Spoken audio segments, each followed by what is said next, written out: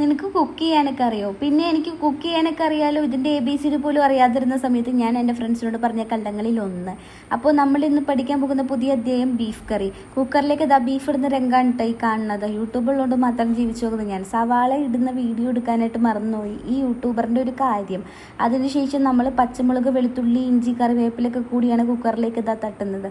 പിന്നെ പൊടികളാണ് ഇടുന്നത്. മഞ്ഞൾപ്പൊടി ഇട്ടു, മല്ലിപ്പൊടി ഇട്ടു, മുളക് പൊടിയിൽ സ്പൂണില്ല, കാരണം നമ്മൾ അതിൽ കുറച്ചുള്ളത് അങ്ങനെ തട്ടി. പിന്നെ ഉപ്പിട്ടു. അതിനുശേഷം വന്നിട്ട് മീറ്റ് മസാല ഇടുന്ന രംഗാണ് കാണുന്നത്. ഇതിൻ്റെ അളവ് എനിക്കറിയില്ല. അത് ഉലുവ ഇട്ടിട്ടുണ്ട്. ഉലുവ ഇടുന്ന എന്തിനാന്ന് എനിക്കറിയില്ല, വീട്ടിലിടുന്ന കാണാം.